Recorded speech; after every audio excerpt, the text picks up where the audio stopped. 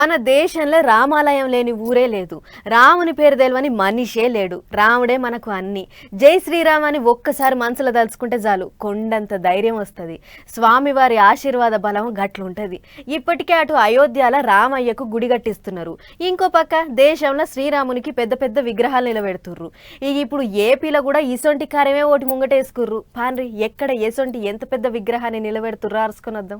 రాముడిని మించిన దేవుడు లేడు, రామనామాన్ని మించిన మంత్రం లేదు. మన దేశంలో రాముడు లేని జాగ లేనే లేదు. ఏ ఊరు చూసినా సీతా లక్ష్మణ ఆంజనేయ సమేతుడైన శ్రీరాముని గుడి ఉంటది.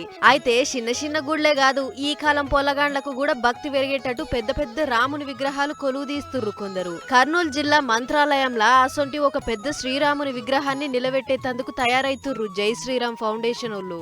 ఏం తక్కువ 108 అడుగుల ఎత్తుతోటి 300 కోట్లు ఖర్చు పెట్టి గొప్పగానే రాముని విగ్రహం చేయించుతుర్రట. రాతి విగ్రహం కాదు, మళ్ళా పంచలోహ విగ్రహాన్ని తయారు చేయిస్తున్నారు.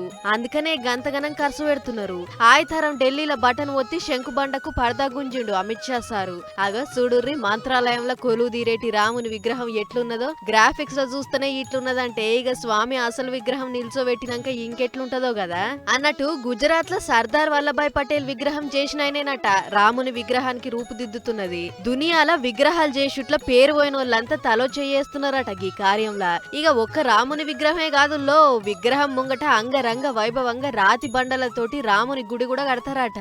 అంతేకాదు మొత్తం 18 ఎకరాలల్లా దేశంలో ఉన్న గొప్ప గొప్ప గుళ్లను పోలిన గుళ్లను చిన్న చిన్నగా కడతారట.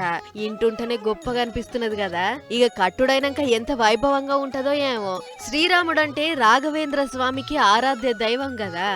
గా కార్యంతోనేనట ఈ కార్యానికి మంత్రాలయంను ఎంచుకున్నది. అందుకే పీఠాధిపతులు కూడా సంతోషంగా 10 ఎకరాల భూమిని దానం ఇచ్చిర్రు. పూజలు యాగాలు దండిగానే జరిగినాయి. మంత్రాలయం నుంచి ఎమ్మిగనూరు వెళ్లే రోడ్డు మీదనే ఇదంతా చేసేటిది.